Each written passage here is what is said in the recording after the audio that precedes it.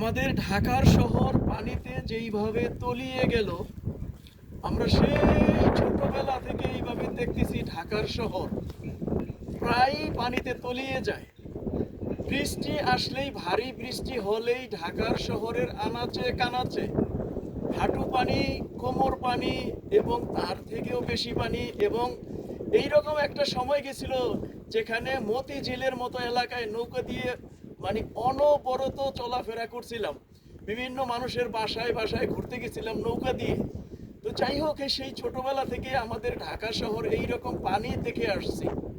তো পানি আসলে পানি এমন একটা জিনিস, পানি যেই পানি আসলে মানুষ দেখতে আসে, আমরাও পানি দেখতে আসছি। তো যাই হোক, পানি যেই পানিতে যেইভাবে ঢাকা শহর তলিয়ে যায়, এইটা আসলে এক ধরনের মানুষের উপকার হয়েছে। যেমন অনেক মানুষ আছে যাদের টাকা পয়সা কম, তারা কক্সবাজার যেতে পারে না সাগর উপভোগ করতে। তো সেই হিসাবে দেখলাম যে ঢাকা শহরের ভিতরেই অনেকটা কক্সবাজারের মতো হয়েছিল। সেখানে অনেক ছেলেপেলেরা সেই কক্সবাজারের মতো ঢেউ হইল, ঢেউয়ের ভিতরে মজা করলো, সেখানে সাঁতরাইলো।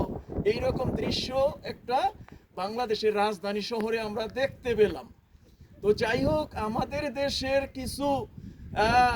বেশ কিছু সচিব, সরকারি অফিসাররা কিছুদিন আগে ওই এয়ার কন্ডিশনের চালানো শেখার জন্য, এটার উপরে পিএইচডি করার জন্য বিদেশে গেছিল।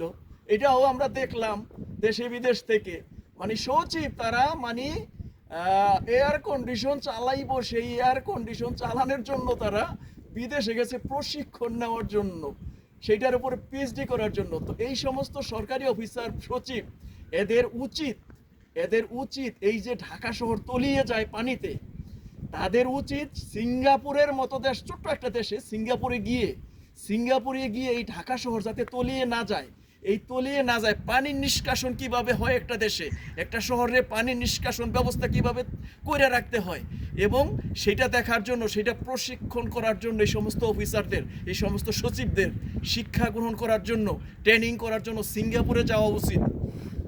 কারণ সিঙ্গাপুরে দেখেছি সেখানে বিশাল বড় বড়, শহরের ভিতরে ছোট্ট একটা শহর, বিশাল বড় বড় খালের মতো নিচ দিয়ে আন্ডারগ্রাউন্ডে খাল, পানি নিষ্কাশনের জন্য। বৃষ্টি আসলে একদিক দিয়ে আসে, আরেক দিকে পানি চলে যায়, বোঝাই যায় না। অথচ আমাদের দেশে বৃষ্টি আসলেই ঢাকা শহর তলিয়ে যায়, যেটা আমরা বিদেশে বসেও আমরা এগুলো দেখে সহ্য করতে পারতেছি না।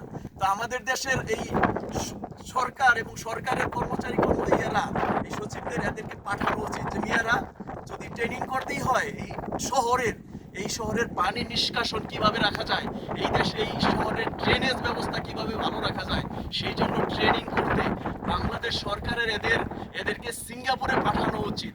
এদেরকে সিঙ্গাপুরে পাঠাইয়া সিঙ্গাপুর থেকে ট্রেনিং করে আইনা বাংলাদেশের ড্রেনেজ ব্যবস্থা, বাংলাদেশের পানি নিষ্কাশন ব্যবস্থা, শহর পরিষ্কার পরিচ্ছন্ন রাখার জন্য এদেরকে ট্রেনিং করে আইসা দেশকে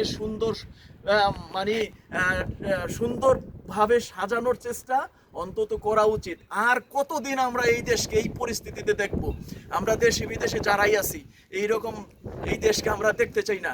বর্তমান সরকারের যে প্রধানমন্ত্রী, আমাদের প্রধানমন্ত্রী, সে একজন ইয়াং প্রধানমন্ত্রী। তার উচিত জনগণের ভালোবাসা অর্জন করা। জনগণের ভালোবাসা অর্জন করতে হলে দেশ এবং দেশের মানুষকে ভালোবাসতে হবে, দেশকে উন্নয়নের দিকে নিয়ে যাইতে হবে। আবেগ দিয়ে দেশ চলে না, ওই আবেগের কথা দিয়ে, আবেগ দিয়ে বিভিন্ন রং ঢং করে দেশ চলে না। দেশ চালাইতে হইলে মানুষ এবং দেশের ভালোবাসা অর্জন করতে হবে, দেশকে উন্নয়নের দিকে নিয়ে যাইতে হবে, এটা উচিত। এবং সরকারি কর্মকর্তাদের বাংলাদেশের পানি নিষ্কাশনের জন্য, ঢাকা শহর পানি নিষ্কাশন পরিষ্কার পরিচ্ছন্ন করার জন্য, পরিষ্কার পরিচ্ছন্ন রাখার জন্য এদেরকে ট্রেনিংয়ের জন্য বিদেশে পাঠানো উচিত বলে আমরা বিদেশে যারা আছি, আমরা প্রবাসীরা মনে করি। আমাদের দেশের মঙ্গল চাই, ভালো চাই, আমাদের দেশ এগিয়ে যাক, এটা আমরা চাই। তো কষ্ট লাগে দেশের এই অবস্থা দেখলে। যাই হোক, সবাইকে ধন্যবাদ, অসংখ্য ধন্যবাদ সবাইকে। কষ্টের কথা বললাম।